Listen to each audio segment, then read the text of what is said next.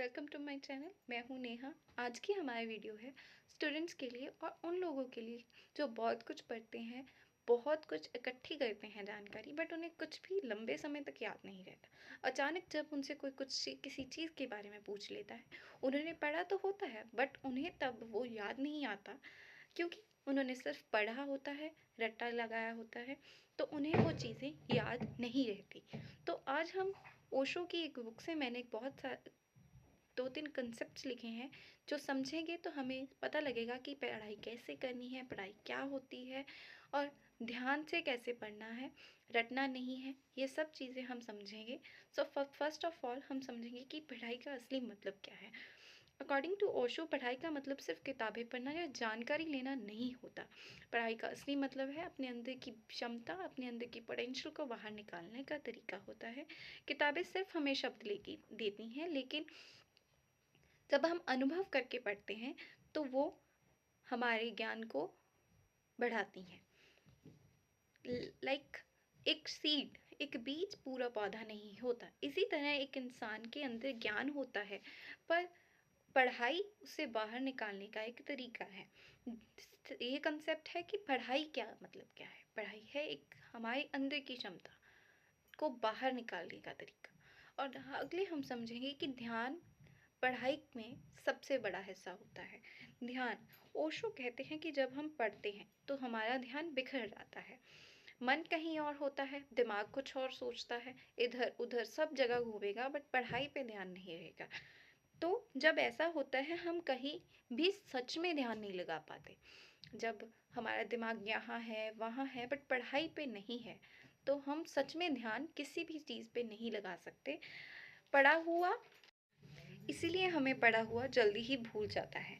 यही वजह है कि किताब कई बार पढ़ने के बाद भी हमें याद नहीं रहती। तो असली पढ़ाई का मतलब है पूरे ध्यान से पढ़ना, अच्छे से समझकर पढ़ना और अनुभव करना।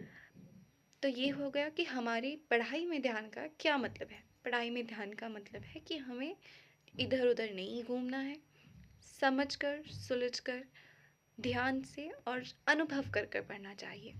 तो हमें पढ़ा हुआ बहुत लंबे तक याद रहता है।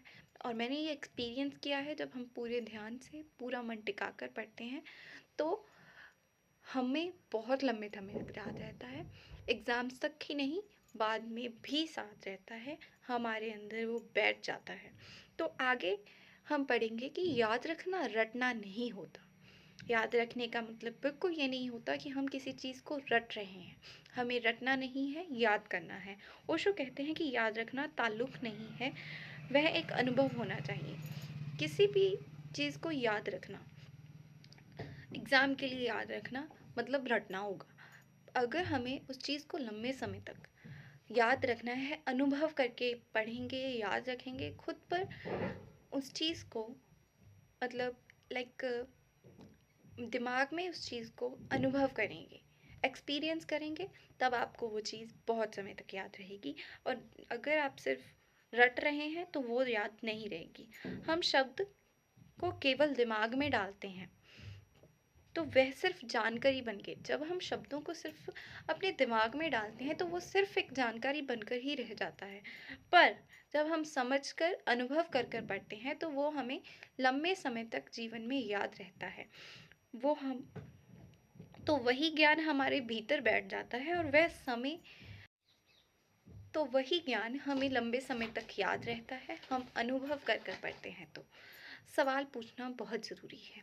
ओशो कहते हैं कि हमें खुद से सवाल पूछना चाहिए। पढ़ाई करने से पहले हमें खुद से कुछ सवाल पूछने चाहिए और वो ज़रूरी होते हैं। उन्होंने कुछ सवाल बताए हैं, मैं वो आपको बताती हूँ कि क्या है। मैं यह क्यों पढ़ रहा हूँ। हमें ये पता होना चाहिए कि हम कुछ चीज़ को क्यों पढ़ रहे हैं, क्यों उसके बारे में जान रहे हैं, इसका मेरे जीवन में क्या फ़ायदा है।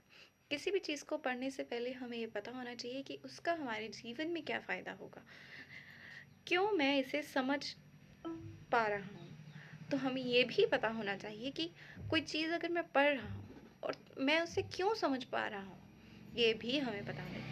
इन सवालों के जवाब खोजने की कोशिश ही आपको सच्ची सीख की तरफ ले जाती है। जब हम इन सवालों के जवाब ढूँढने की कोशिश करते हैं, तो हमें एक अच्छी और सच्ची सीख मिलती है, जो हमें याद भी रहती है। आगे हम सीखेंगे कि जानकारी इकट्ठा करना ही सीखना नहीं होता। बहुत सारी नॉलेज गेन करना, बहुत सारी किताबें पढ़ना सीखना नहीं है। सीखना होता है क्या? बहुत लोग किताबें, नोट्स, बुक्स बहुत कुछ पढ़ते हैं, वीडियोस भी देखते हैं, जानकारी इकट्ठा करते हैं, लेकिन ओशो कहते हैं ज्ञान जानकारी इकट्ठा करने से नहीं आता। वो सिर्फ गिरता रहता है, आपके भीतर नहीं बैठता। सीखना तभी शुरू होता है जब आप अपने अनुभव से सीखना शुरू करते हैं।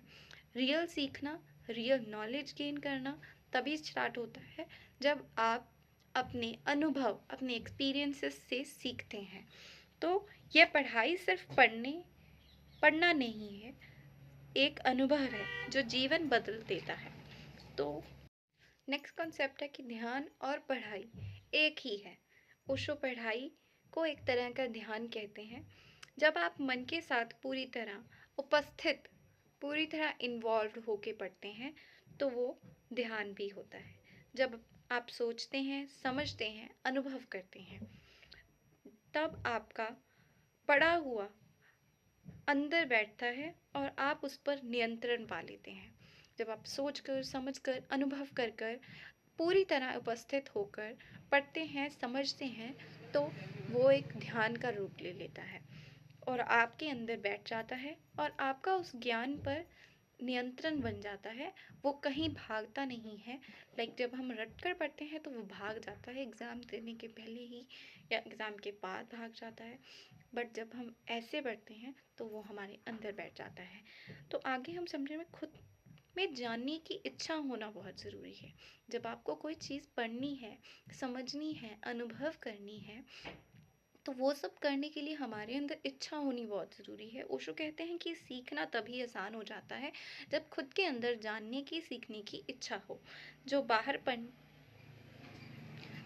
पढ़ने से मुश्किल लगता है, खुद के अंदर इच्छा होने से बहुत आसान हो जाता है।